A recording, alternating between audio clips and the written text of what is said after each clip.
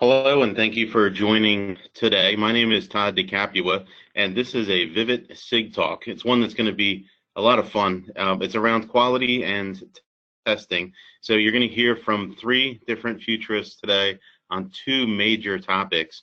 And the title that we've come up with for this is The Future of APM, Telemetry, and Blockchain. Today is the 14th of August, 2018. You're either joining us live or you're listening to it on the replay. As we go ahead and get started, I'm going to make some very brief opening comments and then go into introducing today's speakers, get some housekeeping out of the way, and we will then get started. This whole program will be an hour. The objective of Vivit SIG Talk is to provide you with three different presenters in 15 to 20-minute segments. So there's a lot of content you're going to get very, very quickly from each of the three presenters. These will be available, again, as a full replay or individual Vivit SIG Talk replays. So again, if you want to learn a little bit more, if you want to ask any questions, you can use this hashtag Vivit SIG Talk on Twitter. This is being monitored for Q&A, as well as anything else related to learning more about Vivit or learning more about the Vivit SIG talks. As you're looking across what was the end of 2017 and also all of 2018, you might be interested in participating either as a listener or also as a Vivit SIG Talk speaker. There are still a few more sessions remaining this year. As you can see, if you would like to contribute or participate as a speaker, there is a survey that you can either get the link from the PDF that's available for download after this event. It should be posted within 24 to 48 hours on our website, and you can hit that hot link, or you'll see the survey also at the end of this session. But I'm always looking for industry professionals just to share their ideas on different practices that you may have picked up along the way, and you can see as they would relate to things like proven practices, tools, or other testing tools that might be out there that you are using today. Again, a very brief introduction. My name is Todd DeCapua. I am an executive director here within global technology for JP Morgan Chase and Company. I'm also a volunteer with Vivit Worldwide and sit on that board of directors. I am joined today by two other individuals to round out the total of the three sessions. You can see the second speaker is going to be Matthew David. He is a senior manager overseeing and responsible for mobility, IoT, and user experience with Kimberly-Clark. And then third speaker today is going to be Zach Cole. He is the CTO of a organization called White Block. So again, we will learn more of each of these speakers. They will be doing a brief introduction of themselves at the beginning of their talk as well. This is a live session. It is being recorded. As I mentioned on the first slide, they are going to be available to all Vivit members. All of you should be Vivit members. If you want to tell your friends about Vivit, it's free to join, free to access all of this content, and you can also share that with other folks as well. Please type any questions that you have in the questions pane. So again, as you see that over to the right-hand side, we have allocated time at the end of the talk for answers to any questions that you may have.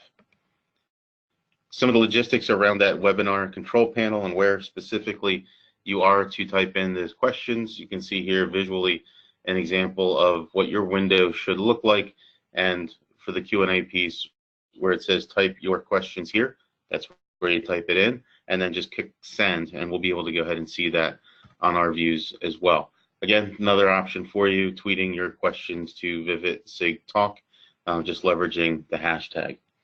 So without further ado, let's go ahead and jump in to our first Vivit SIG Talk of the three for today. My name is Todd DeCapua, and I'm going to be sharing a little bit with you on a topic that is very passionate and very close to my heart. It's around telemetry. And as I think about about telemetry. This is really the essential ingredient to success with Agile, DevOps, and SRE. So it seems like no matter where I go, no matter who I speak to, you're somewhere along the lines of one of these journeys, or more than likely one or two, or perhaps all three.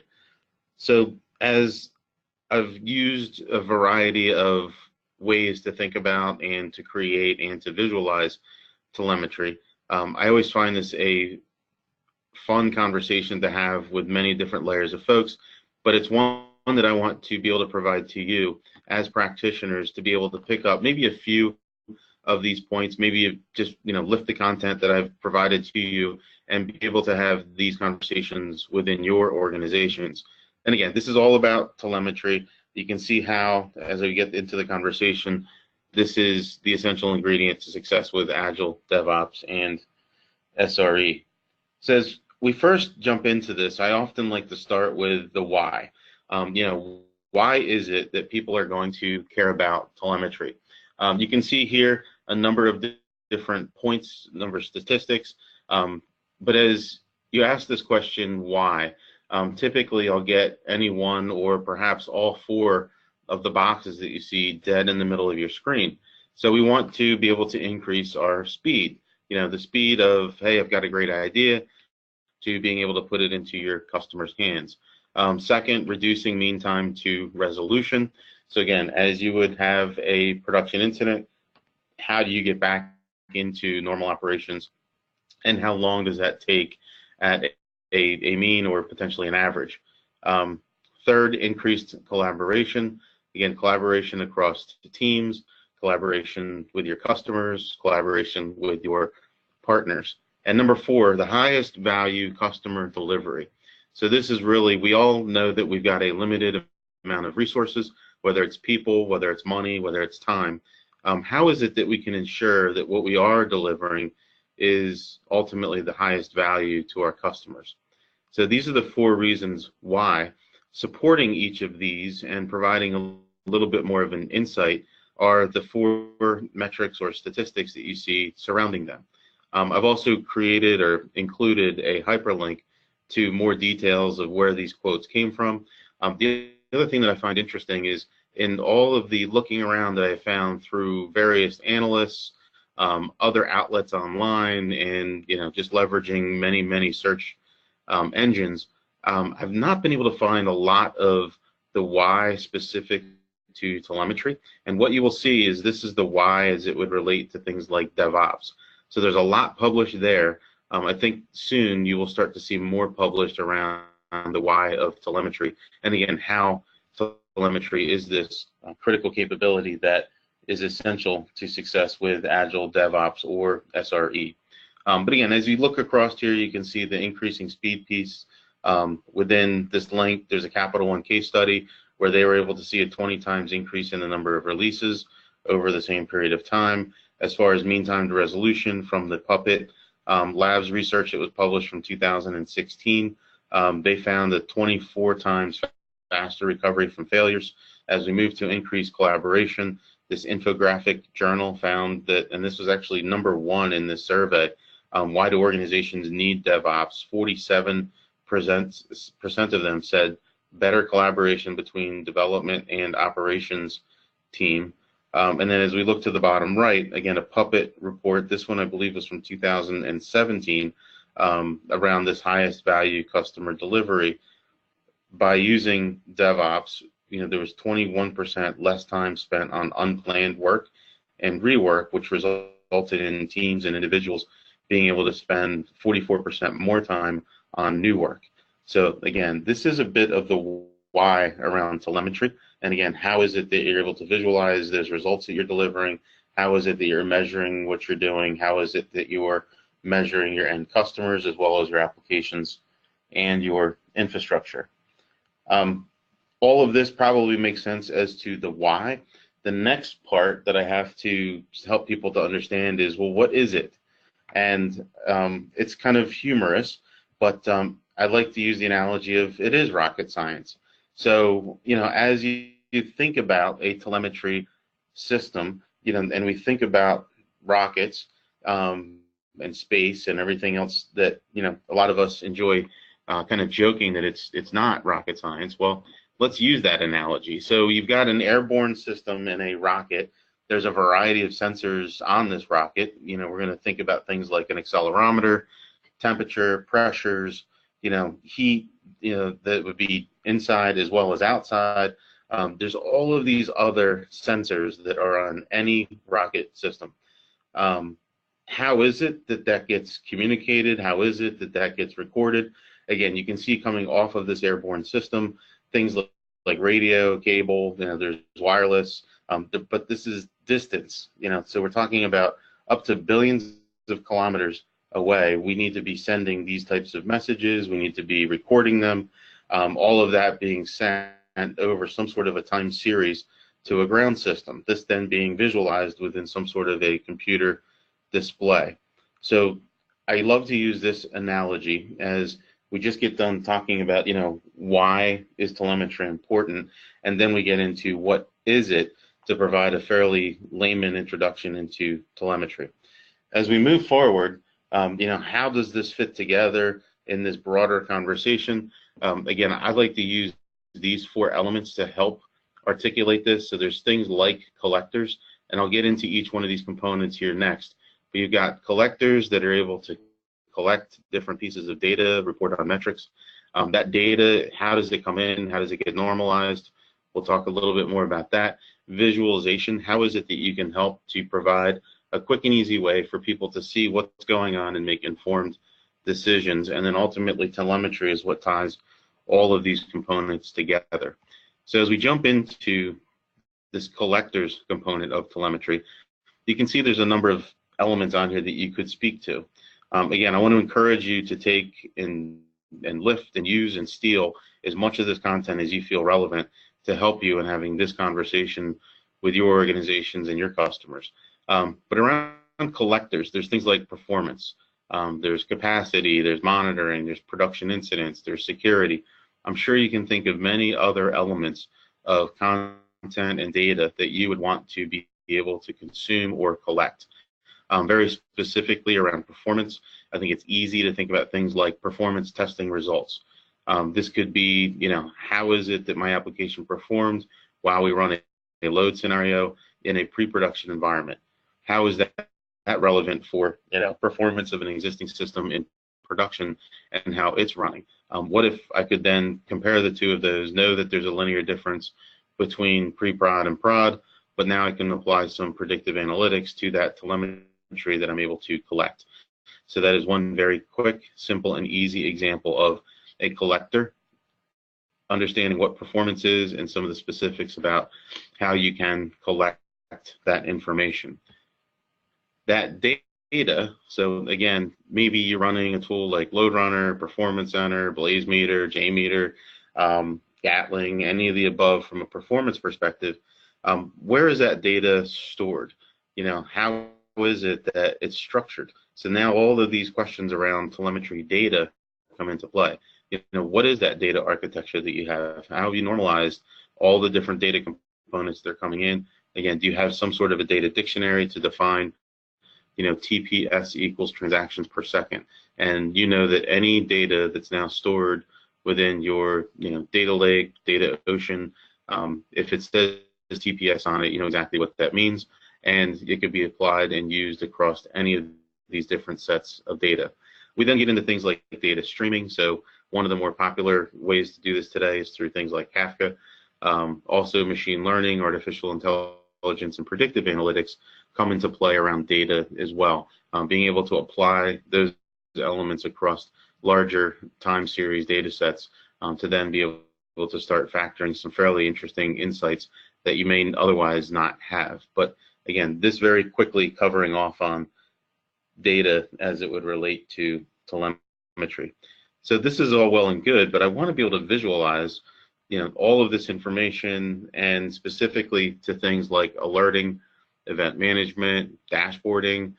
There's many other consumers of this data that you would imagine. So where we talked about data streaming, again, is there a topic that I could subscribe to be able to consume that data and then be able to visualize it in whatever tool I may want to use and be able to come up with my own results. But knowing that that system of record or that core data is the same and intact, and again, we can go back and we can trust that data.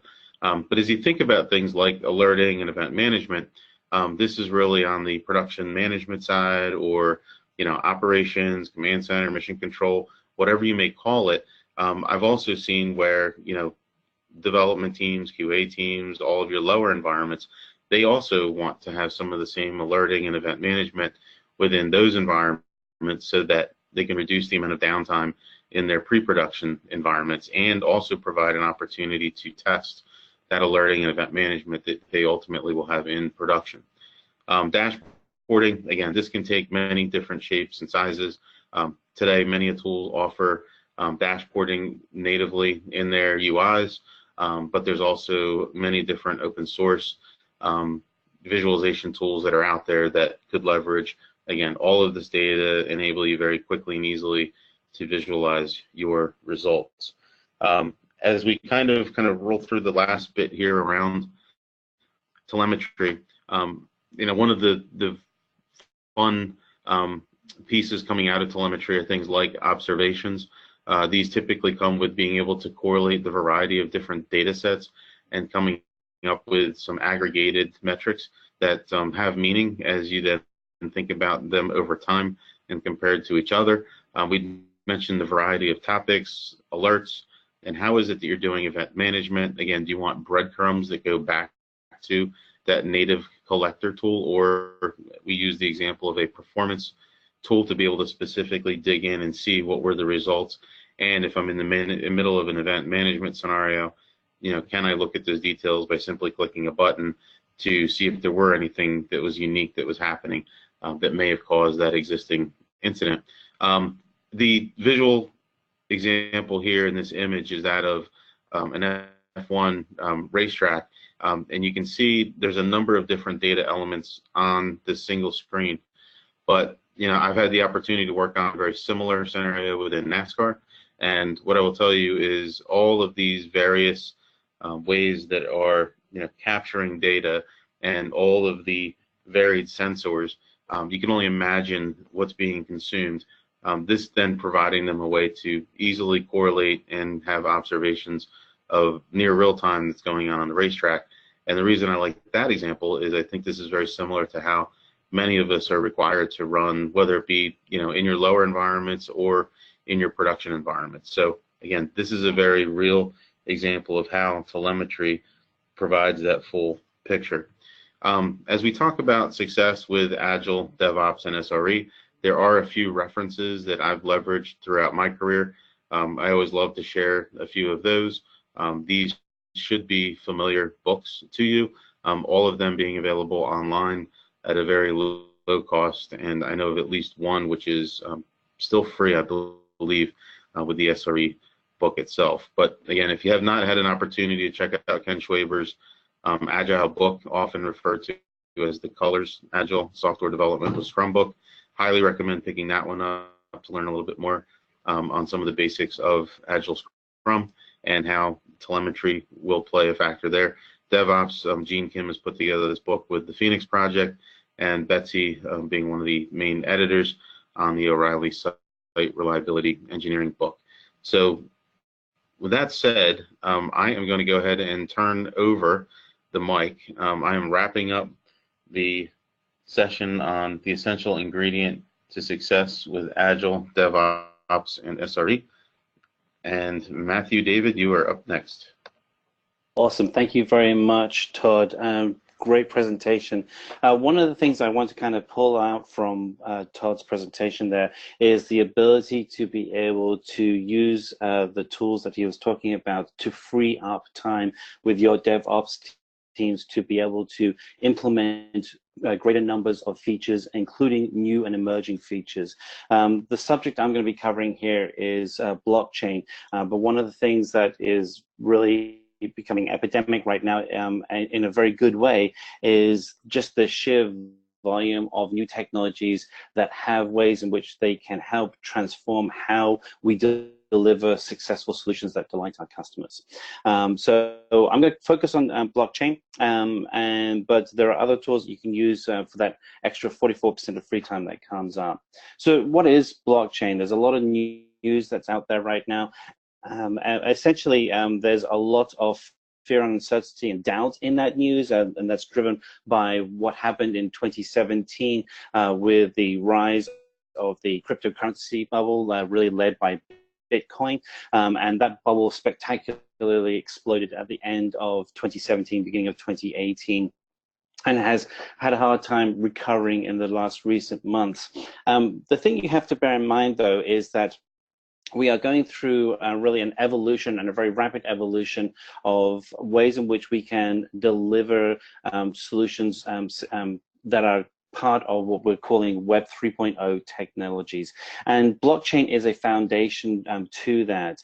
If we look at what happened with Bitcoin, the reason why Bitcoin grew and became so successful over a number of years is largely because of the way in which the transactions and the data was being managed. So if we look at what a blockchain is, and that's the technology powering Bitcoin and other protocols such as Ethereum, a blockchain is essentially a peer-to-peer network where called nodes, where you have a distributed ledger shared across that network. And you can think of the ledger as an Excel spreadsheet or a database that every time a transaction or a entry is made into that spreadsheet, there has to be consensus agreed upon the transaction for the whole network. And what that essentially gives you is this opportunity to be able to share data more easily and freely with your groups of followers or people who you're working with, but also allows you to actually grow the type of data that would be essential for you to grow your business. So a good use case would be in supply chain, being able to have all the people within your supply chain having access to the same data. The way that blockchain itself actually works is that, if we go on to the next slide.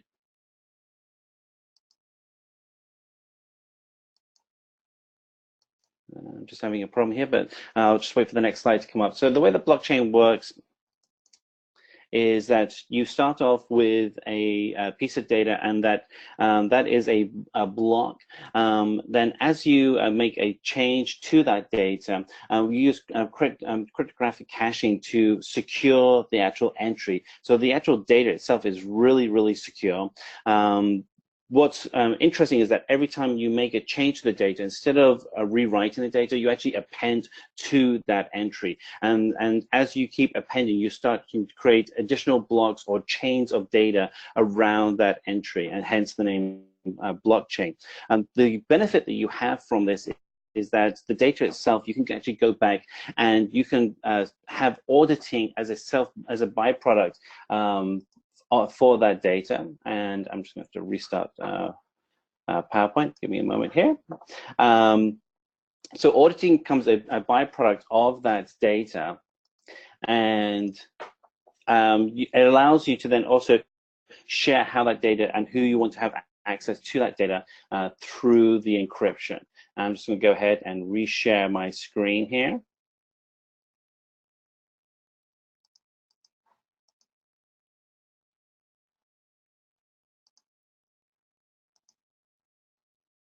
Matthew, I just sent it back to you. See if that works, and if not, we'll have Todd pull it up. Perfect. Okay, looks like we're going good here. Yep, and then just go slideshow mode. That'd be great.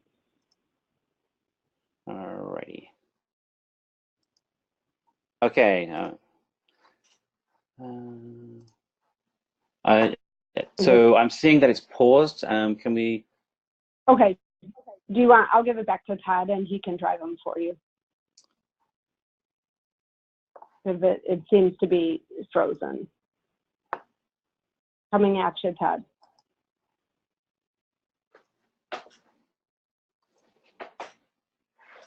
All right, there we go. Sorry about that. All right, no problem. All right, so let's look at some of the use cases that we have for blockchain, and I'm just going to go through just a couple of these.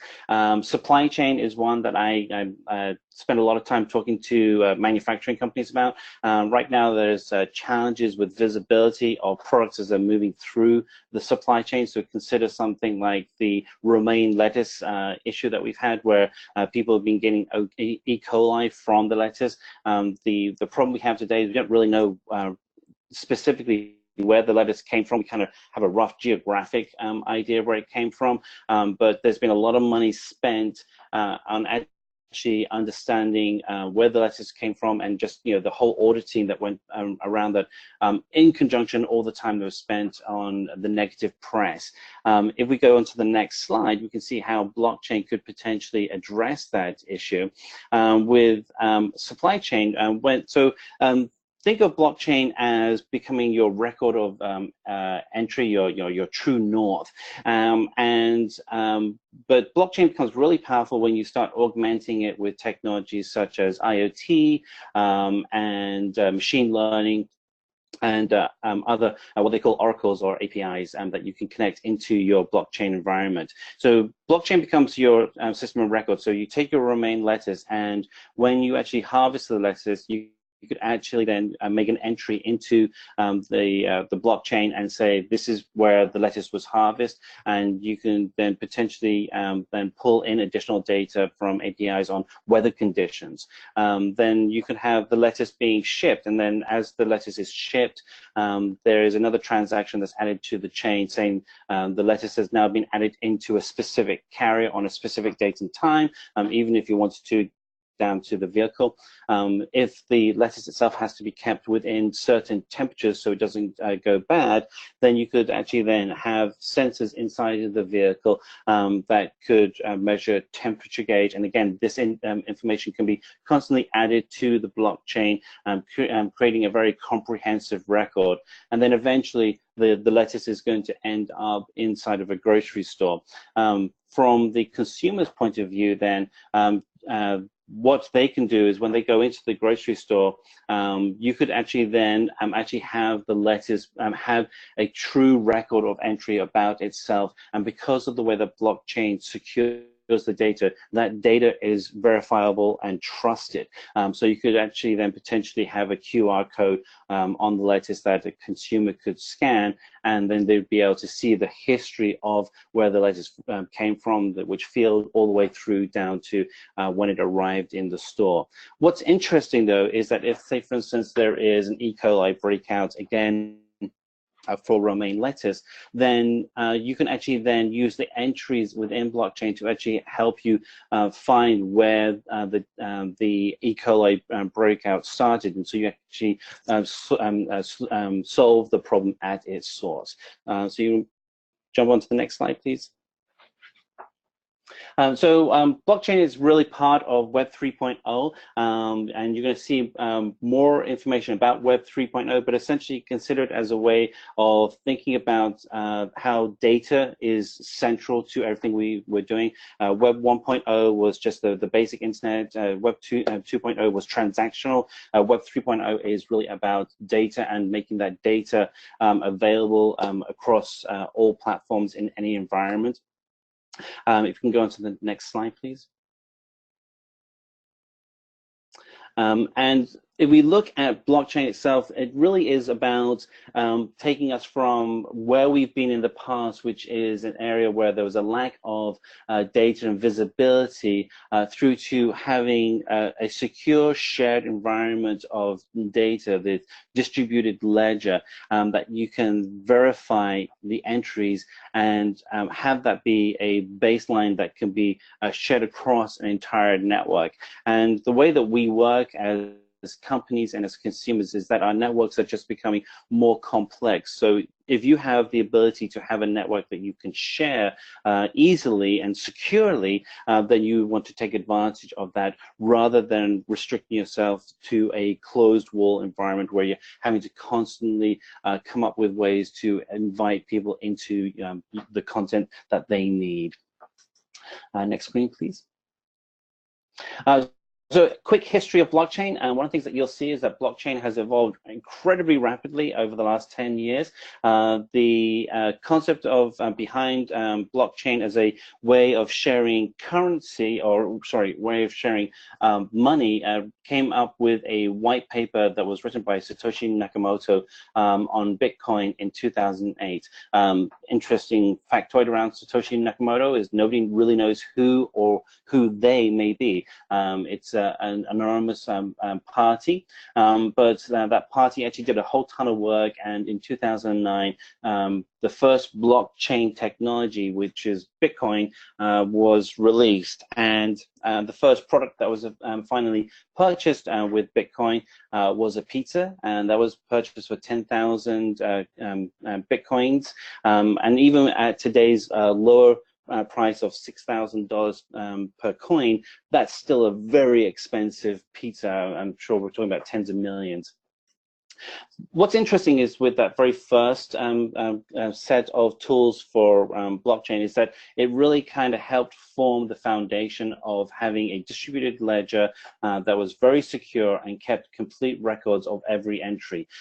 What it didn't have was the ability to write comprehensive and complex programs and systems that ran on that distributed ledger. It had some very simple programming, but it was really, really simple. I mean, it didn't even include features such as looping, and the whole point of that was because it was just around currency, and the inventors really wanted to limit the functionality around that.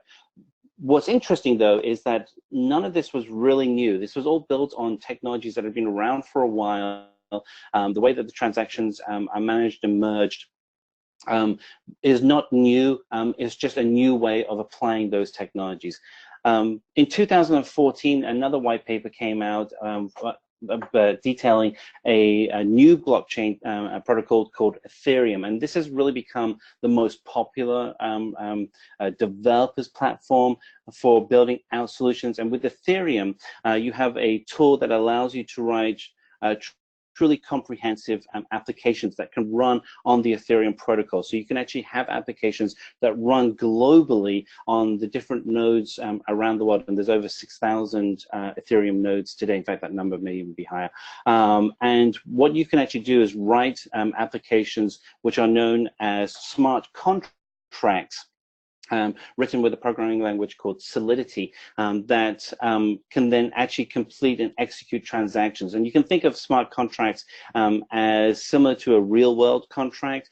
So a simple smart contract would be something like, I'm going to buy some digital currency at this value and do that exchange. But a more complex smart contract could be the buying of a property. So I want to move ownership of a house from being with Mrs. Smith to Mr. Jones, and you can actually do the transaction using smart contracts and have that data being captured. There are still some restrictions with the blockchain 2.0 smart contract and distributed app world, and that really comes down to performance. And this is something that Todd and I have actually had some conversations on, and performance really is key. And when you're looking at having an enterprise solution where you want to be able to do tens of thousands of transactions per second, then blockchain is not going to be able to help you at the moment. With that said, it's 2018 and everything's moving at a really fast pace, and we're moving into really kind of a blockchain 3.0 world, and that 3.0 world is really addressing those weaknesses in blockchain, plus complementing and improving on the strengths, so the security, the distributed nature of the data, the ability to create world computing solutions with smart contracts. And EOS is a protocol that I'm really following very closely at the moment. That is that next evolution. And with that said, Ethereum isn't resting on its laurels, and they're doing some really interesting things there too. If you go into the next screen, please. So this is just really kind of the mechanics of how a blockchain works. We're going to skip past this right now because I know we only have a few minutes. So again, with a smart contract, it works as a similar concept to a real-world contract, the way that the most popular language for it right now is Solidity. I would encourage you to read the Ethereum white paper, because they go into in depth on how to write smart contracts. There's also just a ton of great content on YouTube on how to develop and write your own smart contracts. Also dig through GitHub, because there's just a lot of great tools that are emerging. Truffle is one of them that I like a lot, which really kind of speeds up the development of smart contracts.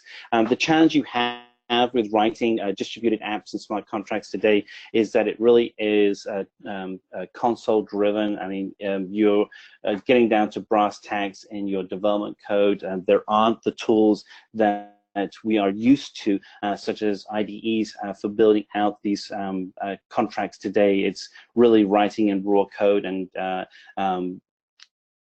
executing everything in the terminal. That is changing very quickly, but that's where we're at today. So we go on to the next screen, please.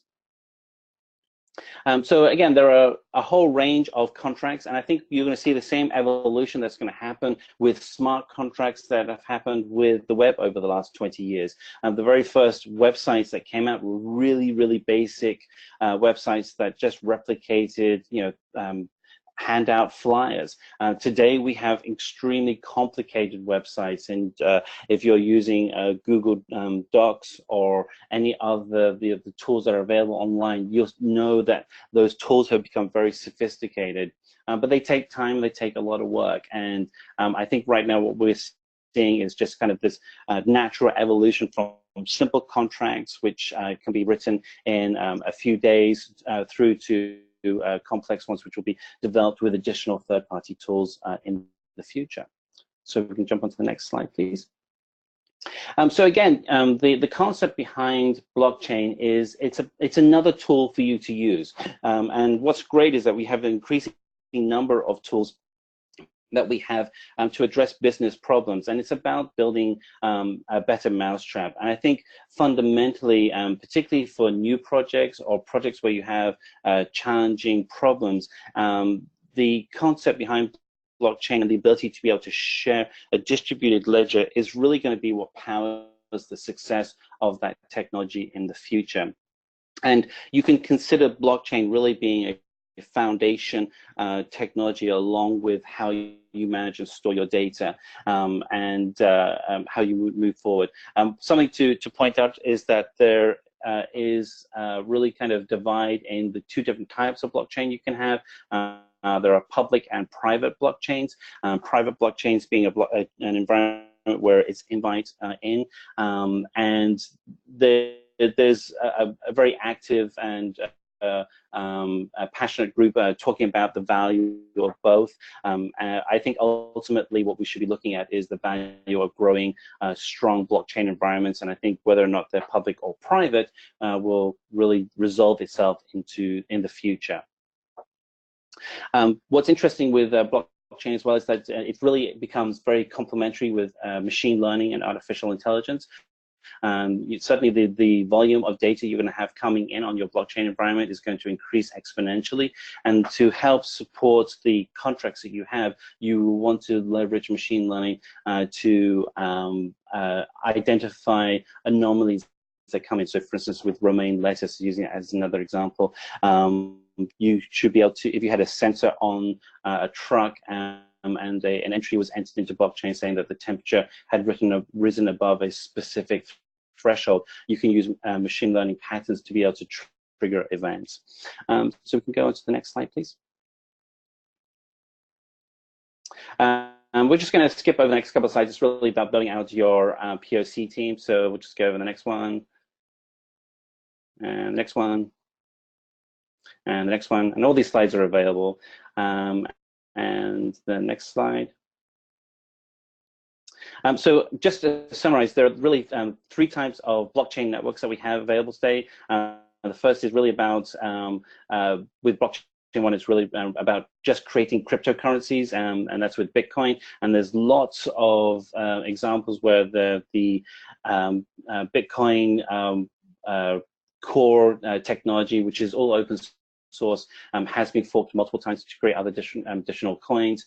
You have blockchain 2.0, which Ethereum, Hyperledger Fabric. If you are interested in private blockchain networks, Hyperledger Fabric is one that you want to be looking into for building out these more complex smart contract driven solutions with distributed apps running across your peer-to-peer network.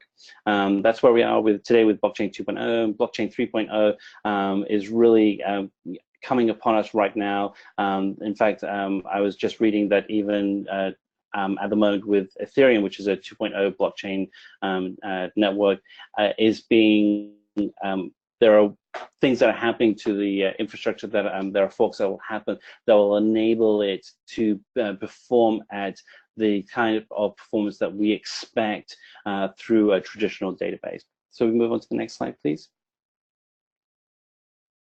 And this is just a really kind of overview of the frameworks. If we actually go on to the next slide, we have a visual that breaks down those frameworks. There's a lot of activity happening. I feel like this is an infographic that needs to be updated almost on a daily basis, but a couple of things that you want to look into is almost every blockchain solution I look at, whether it's the protocol, whether it's the tools, whether it's frameworks, is open source, and that has become really a baseline entry point for all solutions that are in this market, which is great. What's interesting is that then that you have a huge amount of innovation that's happening. There are 3 companies that, 3 of the big technology companies that are innovating heavily, Microsoft, IBM, and Accenture. Accenture is looking at creating really a small army of blockchain experts that can build distributed apps that can work with businesses. IBM has focused on developing the protocols and with them integrating those protocols into their Watson platform. The Hyperledger Fabric is a solution that was developed between IBM and the Linux Foundation. It is open source and it's really designed for the private blockchain networks that you want to create. It's very interesting. The positioning that Microsoft is taking for building out solutions on their Azure platform is that they are going to be neutral to the different protocols out there. They actually are not going to come out with their own protocol. They're actually going to be neutral. And the current tools they have run on top of Ethereum, but they have plans to adopt other protocols such as Hyperledger Fabric in the near future. You may want to check out, they have a really cool tool called Azure Azure Blockchain Workbench, which is a collection of tools that can really speed up your ability to build and release distributed apps onto an Ethereum network. Really, really cool stuff. So on to the next slide, please. This is just really talking about artificial intelligence and integration with blockchain. And I think we can just go on to the next slide and kind of finish this up. So think of blockchain as where we are right now today. It's very much the early days of innovation. I kind of liken it to it being like 1993 was for the web. And there's just tons of potential, lots of excitement, but there's also a lot of unknowns. A lot of time people just really don't understand what the value of building out a solution on blockchain is. That's going to materialize with more and more solutions that are built with blockchain over the next few years. The difference between the web in 1993 and where we are today with blockchain is that in 1993 with the web, you had to train people on what digital was. They didn't know that. You had a very small group of people that were computer savvy enough to be able to connect to the internet. Connection speeds were very slow and very expensive. And it was just a very complex experience. If we move forward to today, we have billions of people that are connected to the internet on a daily basis. They're digitally very, very savvy. And blockchain itself is a foundation technology that is digital in nature. So it's really just a matter of when that great blockchain solution gets built that isn't a Bitcoin-like solution, but one that actually helps your everyday life for blockchain to explode in popularity. And I think that will happen within the next year or two rather than when. So it's very exciting times right now. So with that said, I'm going to hand over to Zach.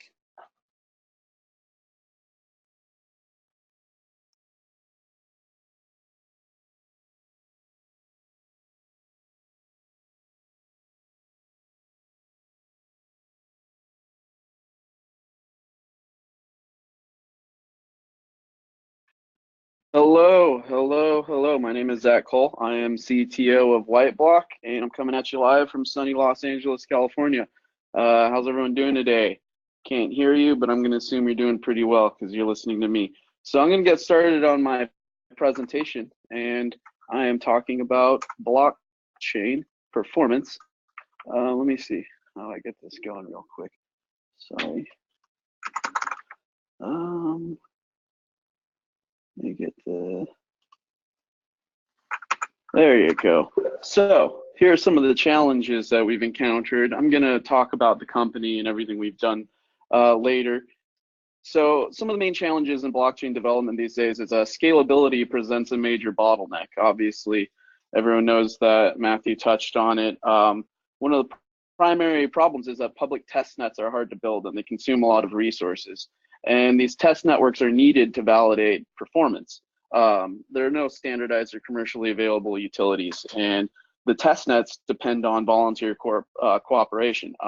So the results aren't reliable, they aren't deterministic, they're not repeatable, you don't have any control. Since this is an asynchronous process that operates within a decentralized or distributed environment, we need to really rely on the participation of these people to really understand the effects of these protocols and algorithms and applications once geographic distance has been introduced, because you know, a blockchain is only as fast as the slowest node. So a lot of time and resources go into launching the testnet, but once it's launched, there's no guarantee that anyone will participate. Last year I was working on a project. They raised like $40 million. It took them 6 months to launch their testnet.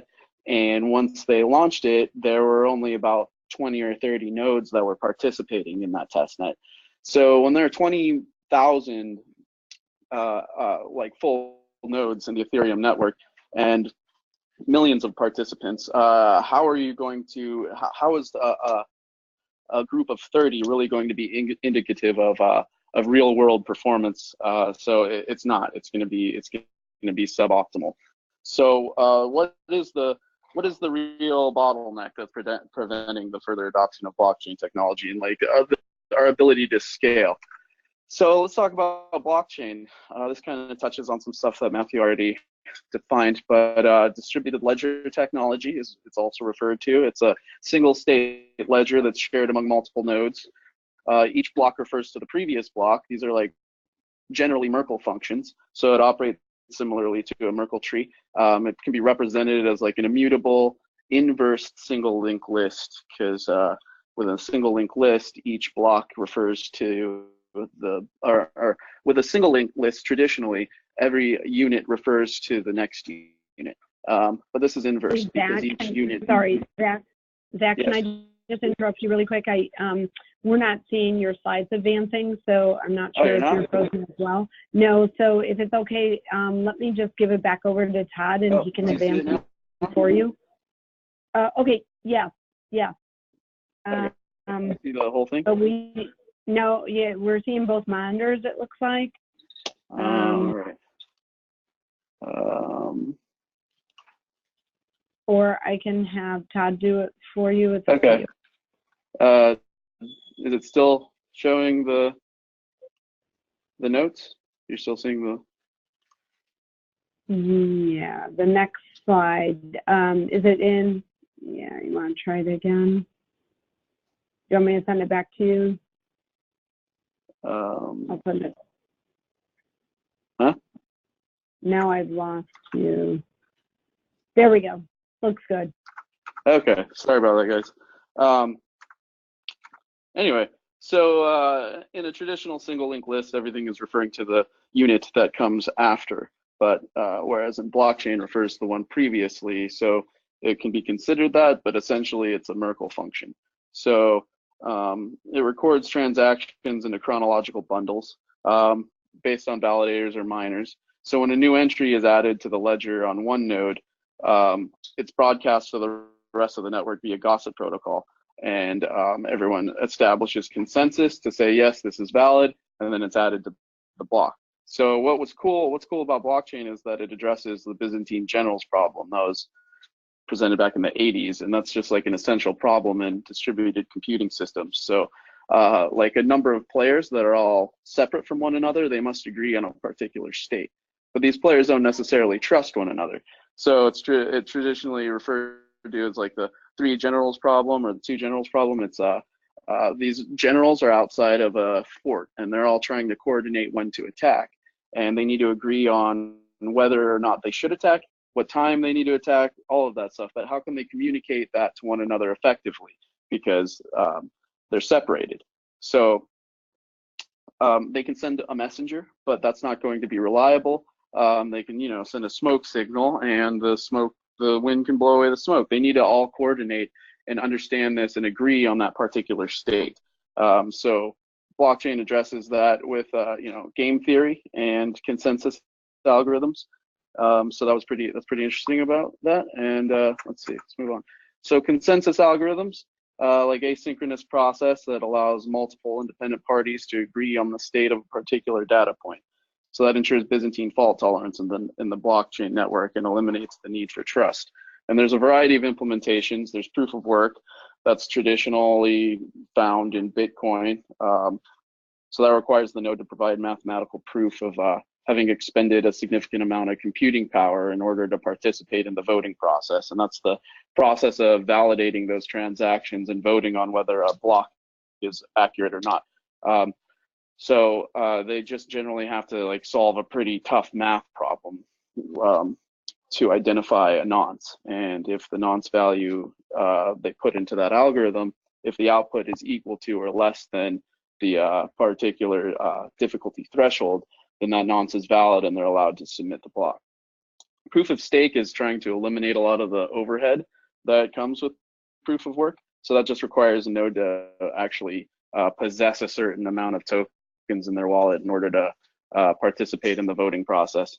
And DPoS is something that DPoS is something that EOS is presenting, and I don't know if this is Byzantine fault tolerant, just based off of what I've read and seen and tested with the EOS network. So I don't know if their DPoS is necessarily fault tolerant, but that's where the nodes they can vote themselves. They're voted into office either by the community or some other authority, whether it's algorithmic or not. And there's a lot of different flavors for each one of these. So for performance, I have this thing, it's called blockchain triad, right? So there's performance, decentralization, and security. In order to have more of one, you have to sacrifice the other. But these are the three elements that I generally associate with blockchain. Decentralization, you know, meaning political and architectural decentralization, and security, meaning that it's backed by cryptographic proofs. So let's get into a little bit about Ethereum. Yeah, it was like blockchain 2.0, you know, like Matthew was saying. So that was based on Bitcoin. It's a public blockchain, fault tolerant, Turing complete, implemented an application layer on top of the blockchain. So what Bitcoin did was cool. They created this foundation that everyone could build off of. And what Ethereum did was allowed users and developers to apply logic to transactions, like business logic, like this transaction will occur, the smart contract will release these funds when these environmental conditions are met. And that's pretty cool, because now using that, we can do a lot of other cool stuff. So the scripting language is Solidity, which kind of sucks, but it's what we're working with now. Some other systems implement other smart contract oriented languages like C++ or whatever, depending on which system you're working with. So I think that really launched some global awareness for blockchain, because it was more than just this platform for transactions specifically, like me sending a transaction to you. We can also apply business logic to these transactions, and we can make it do a bunch of other really cool stuff. So cryptocurrency itself is used to incentivize users to play by the rules. The thing is like it pays more to just play by the rules and ensure the security and the health of the network, rather than trying to be a bad guy, because you're going to be penalized. If you're operating in a proof of work system, the amount of computational overhead and hashing power that's required in order to do something bad, it costs a lot more than it would to just say, hey, I'm gonna keep in continuing to ensure the health of the network.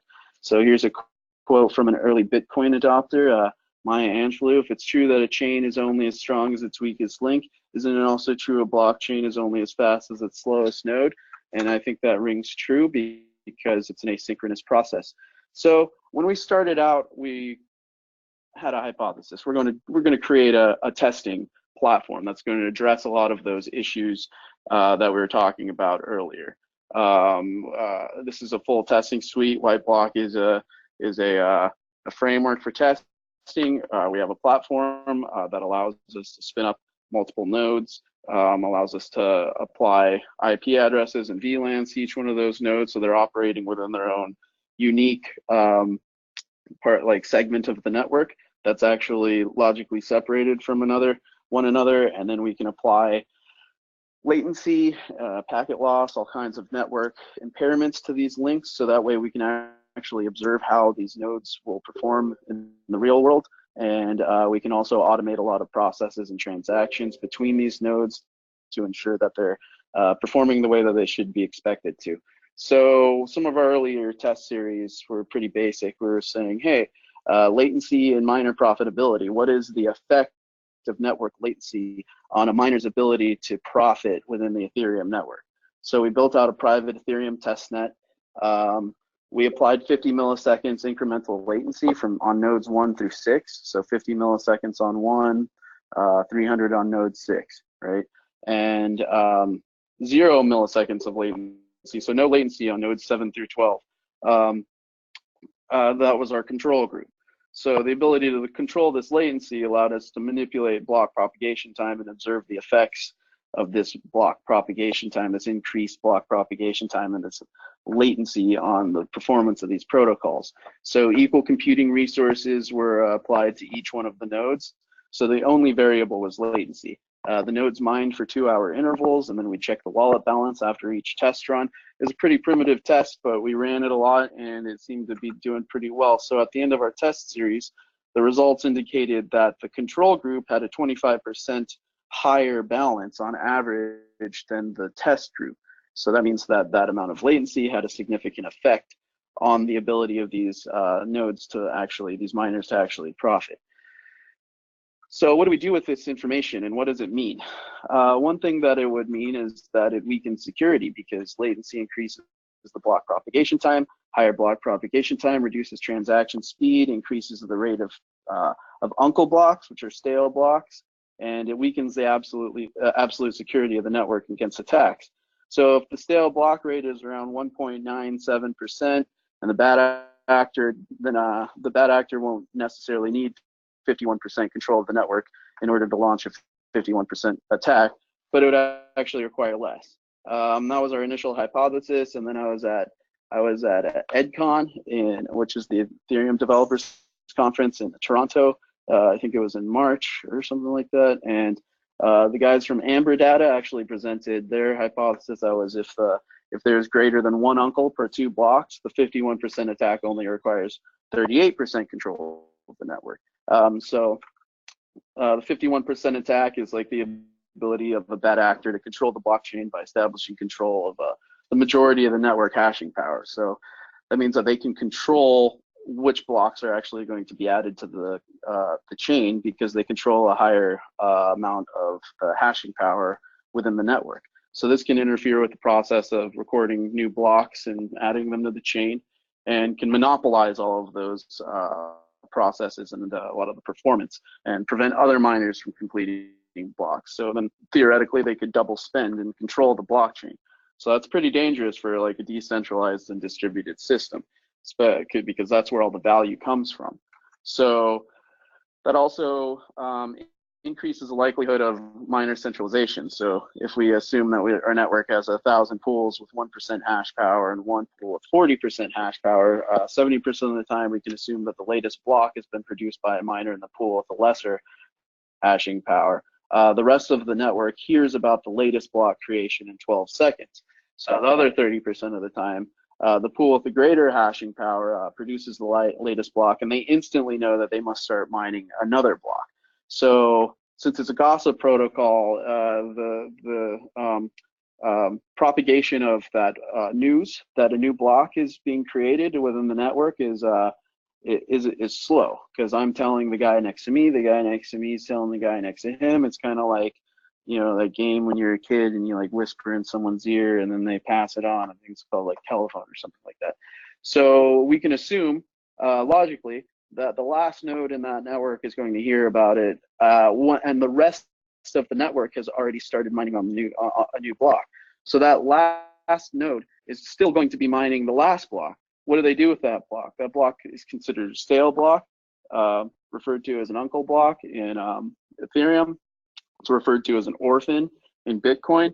So that block isn't included in the canonical chain. It's essentially useless. So also using that understanding, like a percentage of the network hashing power is going to waste because it's being devoted to these uncle blocks or these stale blocks that aren't going to be used at all. So that weakens the absolute security and also the decentralization of the network.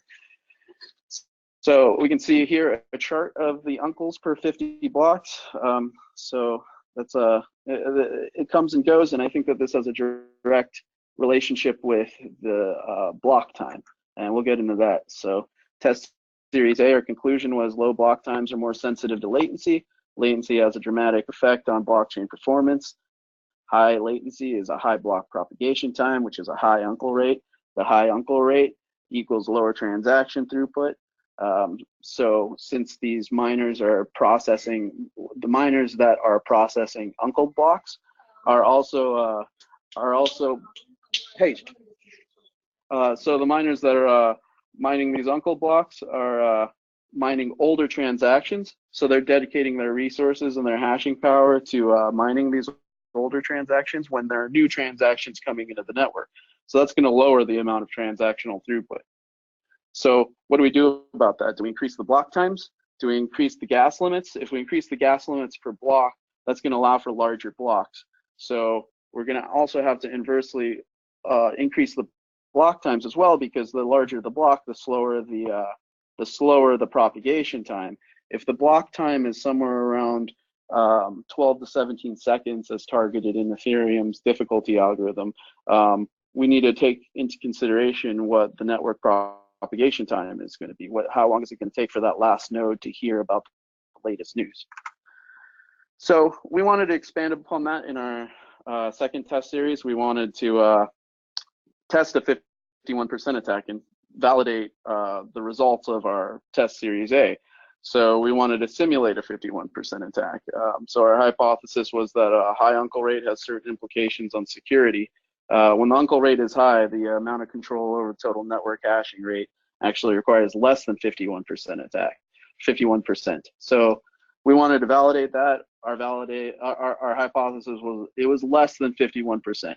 That doesn't necessarily mean that we're trying to find 35% or anything. We just wanted to see if we could control the creation of blocks with less than 51% control over the network. So our methodology, we used our platform. We provisioned the network for 4 nodes, applied high degrees of latency to force a high uncle rate, and 3 nodes were configured as normal miners. 1 node was configured as the super node that controlled 46% of the network hashing power. The block time was 1 second, 1.06. There was a 57% uncle rate, 80 millisecond round trip latency, and we ran the test for 1,000 blocks. So our results showed, one on the right is saying this is what our block time was. The left is showing how much gas was used per block, and 20,000 or 20 million was the default gas limit using in Ethereum. So that means this is how much gas can be expended within this block. So our total block time was 1,046 seconds. Our total transactions were 30,000. Our transactions per second were on the high end, but that's because these were all running local to one another. Our uncle rate was 57%.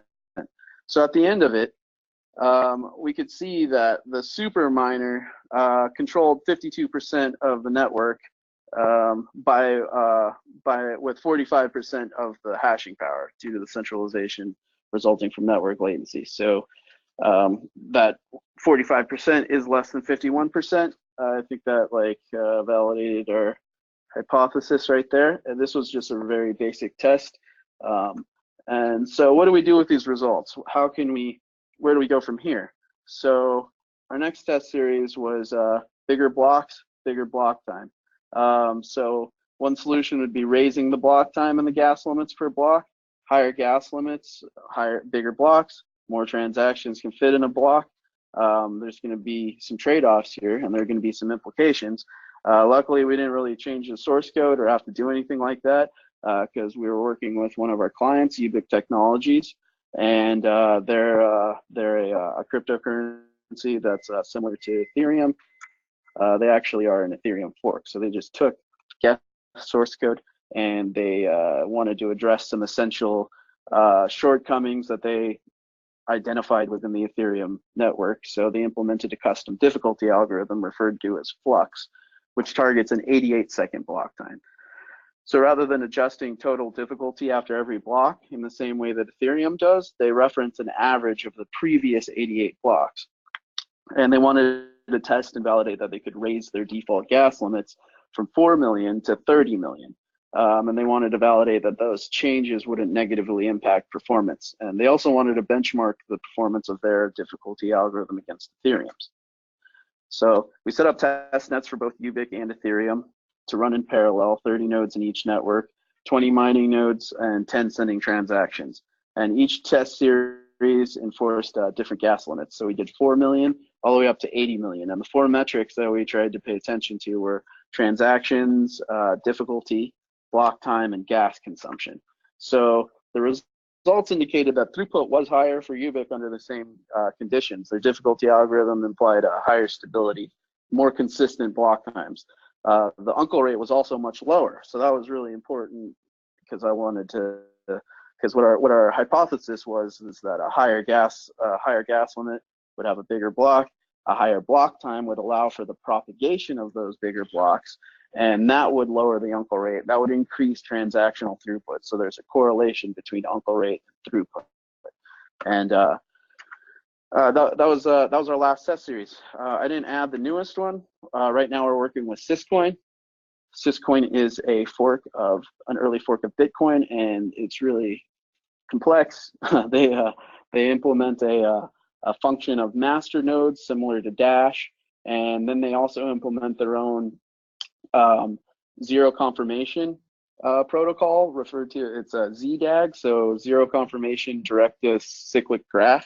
So what they do is they create a topological sort that orders the transactions based on dependencies, and then they run that topological sort through a Hawick circuit detection algorithm, and that can identify potential double spends. And if a transaction is identified as a double spend or a potential double spend, it's flagged, and then it reverts and defaults to proof of work in order to validate those transactions and ensure that a double spend didn't actually occur. But otherwise, if there is no flag, generally we can assume probabilistically that that transaction is valid, and we can spend our tokens immediately as soon as we receive them. So that allows for pretty quick transaction times, not necessarily transaction times, but it allows for a degree of assurance that these transactions aren't double spent and that they're actually valid. So it's really interesting. We're not done with that test yet, and I'll probably be presenting that at my next talk I give. But so let's talk a little bit about the white block platform. So scalable number of nodes. I think that we're moving into the cloud, so theoretically we can have millions. Right now we're just running everything locally, and we have about 6 servers right now that are set up. And as we're developing our product offerings, so we're using our own testing like tooling and utilities for our testing as a service, and we're also developing and productizing those tools and utilities to allow users to perform tests on their own using using the white block platform. So you can run a test, you can set up an environment, and it's very quick and saves a lot of time, and it also saves a lot of money because now you don't need to hire a $300,000 blockchain engineer. You can actually just hire a junior dev, anybody that can use a GUI can run these tests, and it's very much more affordable. So we can increase the number of nodes based on the user requirements. Transaction automation, we can do millions of transactions per second if we need to. We automate reporting, data collection, visualization. We also have an IDE implemented that allows you to deploy smart contracts and compile them to the white block network. And so this is and then also we display metrics like transactions per second, like other network characteristics, what block number you're on. We have an explorer, so you can actually granularly check each block and see which transactions have gone through. And the whole thing is modular, so there's like a bunch of libraries that you can use depending on the system that you're testing, and it's actually blockchain agnostic, so we're not tied to any one particular client. So what are we doing? We're testing everything. We're working with the EEA, and we're working with the testing open work group. We're working with Hyperledger Caliper project, benchmarking utility. We're working with the Ethereum Foundation, and we're running some tests for Casper and sharding. We're working with Consensus. We're about to start working with them, and yeah. So if you want to learn more, you can check out the join the testing working group at the EEA. Join the EEA. It's cool. Check out the White Block website, learn about the basics of blockchain, join the community, and do whatever you want. Just learn and contribute and have fun doing it. Don't be a jerk to other people. So if you have questions or comments, feel free to contact me. Get me on Twitter, Telegram, LinkedIn, whatever. And I think that's it for me right now. So I will let Todd take over. Thank you, Zach. Again, I want to thank all the speakers today, especially Matthew and Zach. Had the opportunity to get to know these gentlemen over, I guess it's several years now with both of you guys. So I think, with the three of us wanting to cover off on, this specific topic for this Vivit SIG talk, you get three futurists, two topics in an hour. We went over a little bit, but I think all of this content is very relevant and timely for what's going on in the world today. But the future of APM, telemetry, and blockchain today on the 14th of August, you got it live. The replays are going to be available. Zach, if you want to hit the next slide for me, you'll see that there is a short survey. You'll be getting also an email with the survey, as well as links to the recording, and the presentation will also be available in a PDF download format. So all the links that we provided, all of this content, all of that will be made available to you as a registrant for this session. And then one last slide here is my formal thank you, not only to the presenters, but also for all of you as participants. I can still see that we have a number of people still participating. So again, thank you all for your participation in this event today, and look forward to seeing you on future Vivit SIG talks. On behalf of the Vivit board, it's myself, Todd DeCapua. Thank you again, and we'll speak with you soon.